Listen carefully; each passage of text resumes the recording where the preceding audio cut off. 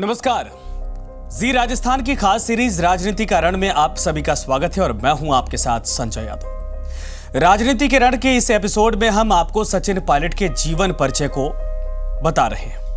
पिछले सीरीज में हमने आपको सचिन पायलट के प्रारंभिक जीवन के बारे में बताया था, लेकिन इस सीरीज में हम आपको पिता राजेश पायलट के गुजर जाने के बाद राजनीति में एंट्री और कैसे कम उम्र में ही कांग्रेस के युवाओं की श्रेणी में एक चार्मिंग और सर्वमान्य नेता के तौर पर लोकप्रिय हो गए। तो चलिए शुरू करते हैं।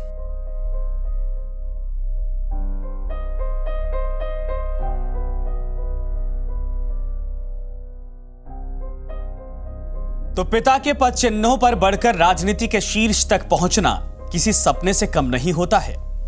विरासत में मिली सियासत की राह को चुनकर सचिन पायलट ने अपना मुकाम हासिल किया है।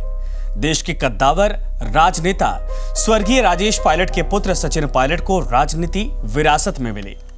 पिता की असमय मृत्यु ने सचिन पायलट को किशोरावस्था में ही आत्मविश्वासी बना दिया था। माता रमा पायलट के बाद सचिन पायलट ने पिता के कदमों पर चलते हुए संसद में प्रवेश किया। सियासी पारी को विरासत में संजोना आसान काम नहीं होता है। विरासत जब राजेश पायलट के जैसे कद्दावर नेता की हो तो इसको संभाल पाना वाकई में आसान नहीं कहा जा सकता। लेकिन सचिन पायलट अपवाद है। उन्होंने पिता के नाम को न सिर्फ आगे बढ़ाया बल्कि चमकाया भी। सचिन पायलट राजस्थान की कांग्रेस कमेटी के अध्यक्ष रह चुके हैं। सबसे युवा अध्यक्ष के तौर पर पीसीसी अध्यक्ष के रूप में उनकी ताजपोशी हुई थी। पिता राजेश पायलट की विरासत सचिन पायलट को असमय तौर पर मिली, लेकिन वो दौसा की सियासी कर्मभूमि से अनजान नहीं थे।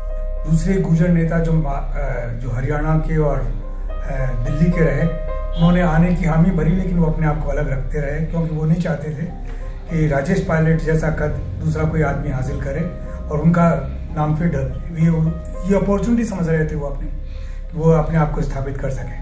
बहरहाल सचिन पायलट लीडर बन गए और उनकी माँ को दौसा सीट से इलेक्शन लड़वाया गया तो वो एमपी बनी और एमपी बनने के साथ में उन्होंने राजस्थान सरकार से और कांग्रेस पार्टी से कहा कि अब मेरे उत्तराधिकार के रूप में सचिन पायलट को ये सीट मिलनी चाहिए और वो कालांतर में वही हुआ।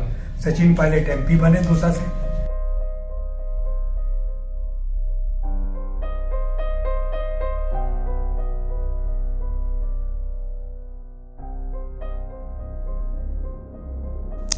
सचिन पायलट ने बाल्यकाल में ही पिता को चुनाव लड़ते देखा था। वो भी अपनी बहन के साथ सारिका के साथ चुनावी रैलियों में जाया करते थे और अपने पिता और कांग्रेस के लिए वोट मांगा करते थे। नन्हे सचिन पायलट कभी कभी अपनी बहन के साथ मंच पर बैठकर भी लोगों से बातचीत किया करते थे और लोगों से अपने पिता के लिए समर्थन की मांग किया करते थे। तब किसी को अंदाजा नहीं था कि एक दिन वो खुद देश के सबसे बड़ी पंचायत में दौसा का ही प्रतिनिधित्व करेंगे। विरासत में मिली सियासत सीख को उन्होंने अभी तक बखूबी संभाला है। दौसा से पहला चुनाव लड़कर वो पहली बार में ही सबसे युवा सांसद बन गए। वो भी महज 26 साल की उम्र में संसद पहुंच गए। बाद में परिसीमन ने पायलट परिवार को दौसा से दूर कर दिया और सचिन पायलट ने इसके बाद अजमेर लोकसभा सीट का चुनाव लड़ा। 2009 में अजमेर में फतह के बाद यूपीए की मनमोहन सरकार में एक बड़ी जिम्मेदारी मिली। मंत्री बनाए गए और कॉर्पोरेट अफेयर्स का स्वतंत्र प्रभार मिला। हालांकि पिछले लोकसभा चुनाव में वो अजमेर से यानी 2014 में चुनाव हार गए, लेकिन उसी के कुछ दिनों बाद उपचुनाव में डॉक्टर रघु शर्मा का दांव चलकर उन्होंने अजमेर में फिर से कांग्रेस का पताका लहरा दिया था।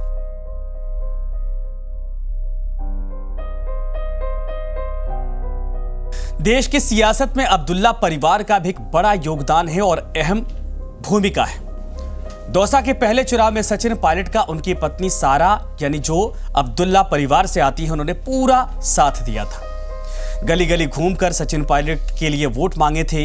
आगे अजमेर लोकसभा चुनाव जब सचिन पायलट ने लड़ा तब भी सारा पायलट ने इसी तरीके से उनके समर्थन में वोट की अपील की। बहरहाल विरासत में मिले पिता की सीख पर वो आज भी नक्शे कदम पर चल रहे। पिता राजेश पायलट की विरासत को संभाल रहे सचिन पायलट की उनके पिता से कई बातें मिलती भी हैं। ये वो समानताएं हैं जो विरासत को परिपक्व और सशक्त बनाए हुए हैं।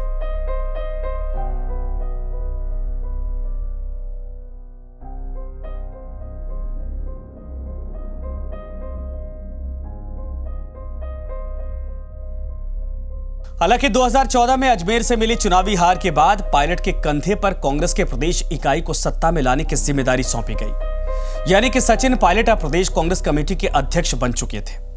इस दौरान सचिन पायलट ने वसुंधरा सरकार से सीधे लोहा लिया, सड़कों पर उतरे, खुद लाठियां खाई, खून बहाया और 2018 में पार्टी को सत्ता में वापसी करवाने में सफल हो गए। इस जीत के बाद प्रदेश अध्यक्ष के साथ साथ उप मुख्यमंत्री की भी कुर्सी उनको मिली।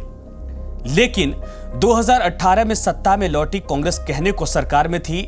सरकार और पार्टी के भीतर पार्टी दो खेमे में इस वक्त बढ़ चुकी थी, सचिन पायलट और अशोक गहलोत खेमा। सचिन पायलट खेमा पायलट को मुख्यमंत्री के तौर पर देखना चाहता था और अशोक गहलोत की अपनी लॉबी थी। सरकार 1.5 साल तक जाते जाते यानी कि 2020 में यह असंतोष चरम पर पहुंच गया और वो दौर भी आया जब सचिन पायलट अपने कुछ भरोसेमंद विधायकों के साथ राजस्थान छोड़कर हरियाणा के मानेसर चले गए। आरोप लगा कि सचिन पायलट ने बीजेपी से हाथ मिला लिया है और ज्योतिरादित्य सिंधिया की राह पर चल पड़े हैं। ये गतिरोध लगभग 1 महीने तक चलता रहा। इसके बाद आला कमान के हस्तक्षेप के बाद दोनों खेमों में सुलह हुई। हालांकि इसके बाद सचिन पायलट की भूमिका राजस्थान सरकार में सीमित हो गई। इनको प्रदेश अध्यक्ष पद से हाथ गंवाना पड़ा और उप मुख्यमंत्री की कुर्सी भी चली गई। लेकिन कांग्रेस के एक विधायक और जनता के सच्चे सिपाही के तौर पर सचिन पायलट लगातार लोगों में लोकप्रिय हैं।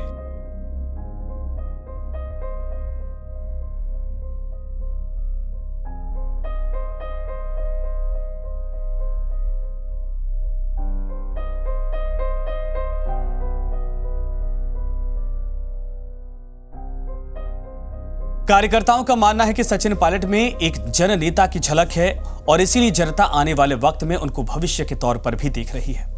तो आज के एपिसोड में फिलहाल इतना ही। आपको यह एपिसोड कैसा लग रहा है कमेंट करके जरूर बताएं और हां, अपना ख्याल जरूर रखें। नमस्कार।